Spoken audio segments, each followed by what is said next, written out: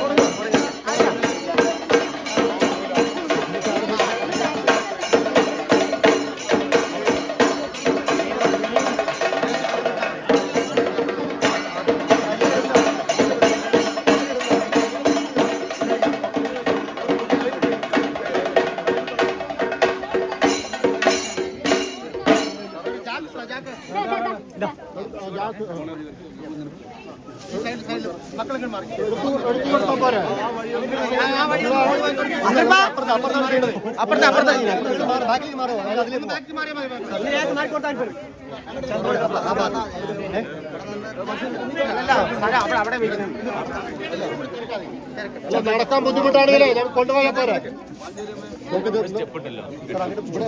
ഇവിടെ ഇറങ്ങണമെന്ന് സ്റ്റെപ്പ് ആക്കി അനുവെടുത്ത്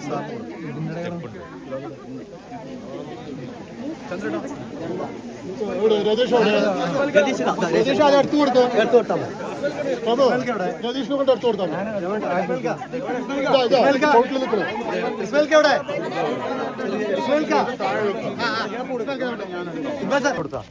കാരണം നമുക്ക് എന്ത് ചെയ്യണം, നമ്മൾ ലൈഫ് മിഷനിലായിക്കോട്ടെ PMIയിലായിക്കോട്ടെ നമ്മൾ പാസ്സാക്കി വെച്ചൊരു വീടാണ്.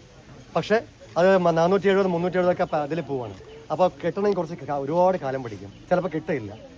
അപ്പോൾ നമ്മളിങ്ങനെ സങ്കടപ്പെട്ട് ഇനി 5 വർഷം ആവണം, എന്താ ചെയ്യുക ദൈവങ്ങളെ. അപ്പോൾ നമ്മൾക്ക് ഒരു പഴയ ഒരു കൺസെപ്റ്റ് ഉണ്ട്. നമ്മൾ സത്യമായിട്ടുള്ളൊരു കാര്യം നമ്മളെ മനസ്സുകൊണ്ട് ആഗ്രഹിക്കുകയാണെങ്കിൽ അത് പ്രകൃതി ഈശ്വരനും അത് കൊണ്ടുവന്ന് തരും. അതങ്ങനെയാണ്. നമ്മൾ സത്യമായിട്ടുള്ള കാര്യം ശരിക്കും കൊണ്ട് ആലോചിക്കുക, എനിക്കത് വേണം, പക്ഷെ ന്യായമായിരിക്കണം. അങ്ങനെ ഞങ്ങൾ ആലോചിച്ച് നമ്മളെല്ലാവരും എല്ലാവരും നമ്മൾ പറഞ്ഞു അങ്ങനെ രതീഷിൻ്റെ വീട് ഇങ്ങനെ വേണമല്ലോ. അതിങ്ങനെ ആലോചിച്ചത് ഒരു സുപ്രഭാതത്തിൽ അദ്ദേഹം വരികയുണ്ടായി, ഒരു പൊതുപരിപാടിക്ക് വരികയുണ്ടായി.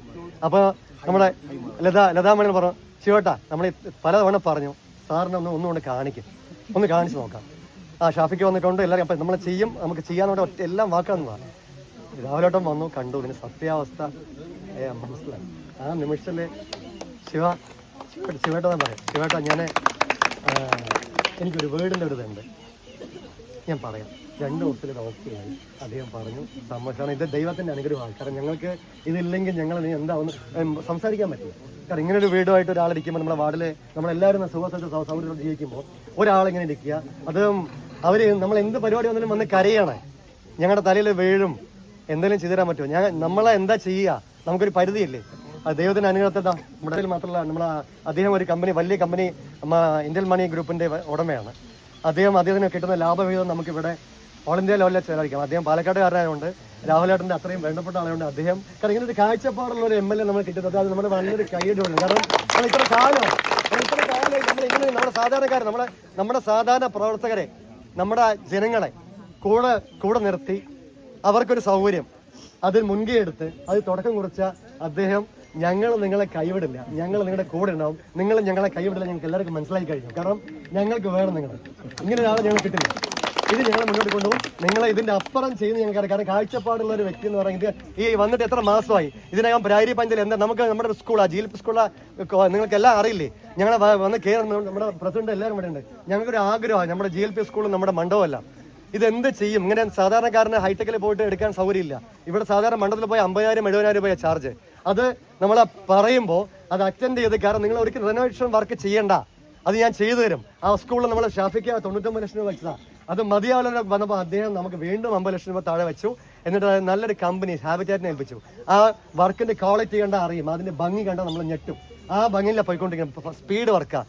നെക്സ്റ്റ് ജൂൺ അദ്ദേഹം ഇറങ്ങുമ്പോൾ അത് ആയി വരട്ടെ, അല്ലെങ്കിൽ ജൂണിനാവും കുട്ടികൾ അതിൽ കയറി പഠിച്ചിരിക്കും. ഇത് നമ്മുടെ മണ്ഡപം നമ്മൾ ഈ സംഗതി നടന്ന് ഇത് നമ്മൾ നടന്ന ചെരുപ്പ് തേയുന്ന ഒന്നും നടക്കില്ല വിചാരിച്ചാൽ, പക്ഷെ അദ്ദേഹം വന്നു, പ്രോപ്പറായിട്ട് ഡിസിഷൻ എടുത്തു, സംഗതി നടന്നു. അല്ലെങ്കിൽ എടുത്ത് 30 ലക്ഷം 50 ലക്ഷം രൂപയ്ക്ക് റിനോവേഷൻ ചെയ്താൽ വൃത്തിയാവില്ല. അതിന് 5 കോടി രൂപ വെച്ച് മുന്നോട്ട് നിൽക്കുന്ന ഒരു MLA നമ്മുടെ കൂടെ നിൽക്കണേ. ഇത് മാത്രം നമ്മുടെ പ്രാരി പഞ്ചായത്ത് മുഖച്ഛായ മാറ്റാൻ പറഞ്ഞ പദ്ധതിയിൽ അദ്ദേഹം ചെയ്തുകൊണ്ടിരിക്കുന്നത്. കാരണം മേഴ്സി കോളേജ് പൂടുവരയ്ക്ക് 2 സൈഡും കൈവരി കെട്ടി ജനങ്ങൾ നടക്കാനും ജോഗിംഗ് ട്രാക്ക് പോലെ ആക്കിയ നമ്മുടെ പഞ്ചായത്തിന്റെ മുഖച്ഛായ എന്താണെന്ന് ആലോചിച്ച് നോക്കും. ഷാഫിക്കയുടെ ഒരു ഐഡിയ ആയിരുന്നു, അദ്ദേഹം അത് പ്രാബല്യത്തിൽ വരുത്തി മുന്നോട്ട് നന്നായിട്ട് കൊണ്ടുപോകൊണ്ട് ഇങ്ങനെയാണ് നമ്മളെ കിട്ടുന്ന ദൈവത്തിന്റെ അനുഗ്രഹമാണ്. കൂടെ നിൽക്കുക, കൂടെ സപ്പോർട്ട് ചെയ്യുക. രതീഷിന് എല്ലാവിധ ഭാവങ്ങളും അത് ചെയ്ത് നമുക്ക് മോനേട്ടനെ നമ്മളെ വളരെ വളരെ വളരെ നന്ദി.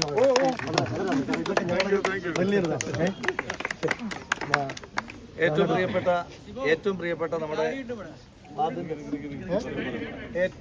നമ്മുടെ വാർഡിന്റെ മെമ്പർ ശിവേട്ടൻ, അതുപോലെ തന്നെ പിന്നെ തലക്കല്ലിട്ടിരിക്കുകയാണ്. അതിന് എല്ലാവിധ ഭാവങ്ങളും എല്ലാ അഭിനന്ദനങ്ങളും അർപ്പിക്കുന്നു. നന്ദി, നമസ്കാരം.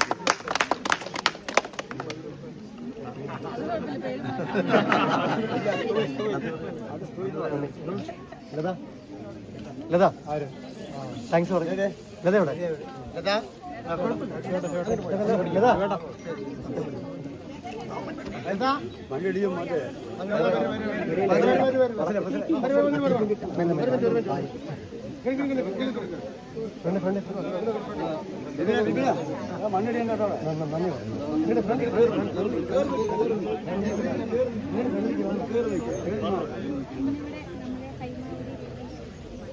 ഹൈമാവതി എൻ്റെ ഫ്രണ്ടും കൂടിയാണ്. കുറേ വർഷങ്ങളായിട്ട് അവൾക്ക് വീടില്ല എന്നുള്ളൊരു സങ്കടം. നല്ലത് എന്ത് നമ്മൾക്ക് ഏതൊരു സന്തോഷത്തിൽ പങ്കെടുത്താലും അവൾക്കാകെ ഉള്ളത് എനിക്ക് മാത്രം ഇല്ല എന്നാണ്. അപ്പോൾ ഏത് പരിപാടിക്ക് വിളിച്ചാലും രതീഷ് ചേട്ടൻ്റെ മുഖത്ത് ഒരു സങ്കടം എപ്പോഴും ഉണ്ടാവുന്നതാണ്. അപ്പോൾ ശിവാഷനൊക്കെ കുറേ പ്രാവശ്യം സൂചിപ്പിച്ചു. MLA ഓഫീസിൽ ഞാൻ സാറിനെ നേരിട്ട് വന്ന് കണ്ട് അപേക്ഷ കൊടുത്തു. പിന്നെ റോഡ് ഉദ്ഘാടനത്തിന് വന്നപ്പോൾ പറഞ്ഞു. അപ്പോൾ സാർ എനിക്ക് ഉറപ്പ് തന്നിട്ടുണ്ടായിരുന്നു എന്തായാലും ഇതിനൊരു പരിഹാരം കാണാന്. പിന്നെ അന്ന് സാർ ഇങ്ങോട്ട് വന്നപ്പോൾ നേരെ ഞാനും പഞ്ചായത്തും കൂടിയിട്ടാണ് വീട് കാണിച്ചു കൊടുത്തത്. ഈ വീട് അനുവദിച്ച് തന്ന സാറിന് 1000 നന്ദിയുണ്ട്. അതുപോലെ തന്നെ ഈ ഉദ്ഘാടനത്തിന് വന്ന അനുശ്രീ മാഡം, മോഹൻ സാറ്, പിന്നെ നമ്മുടെ വാർഡ് മെമ്പർ ശിവേട്ടൻ, ഇസ്മേലിക്ക മണ്ഡലം പ്രസിഡന്റ് ഇസ്മേലിക്ക, KPCC പ്രസിഡന്റ് ചന്ദ്രേട്ടൻ, പിന്നെ KPCC സെക്രട്ടറി ചന്ദ്രേട്ടൻ, പിന്നെ നമ്മുടെ ഇക്ബാൽ അണ്ണൻ, പിന്നെ പ്രമുഖ വ്യക്തികളുടെ പേര് പെട്ടെന്ന് ഓർമ്മ വരുന്നില്ല. പെട്ടെന്ന് നന്ദി പറയാൻ പറഞ്ഞത് കൊണ്ട് എല്ലാവർക്കും 1000 നന്ദി. അതിനേക്കാൾ പറഞ്ഞു. പിന്നെ ധനശ്രീ മാഡത്തിന്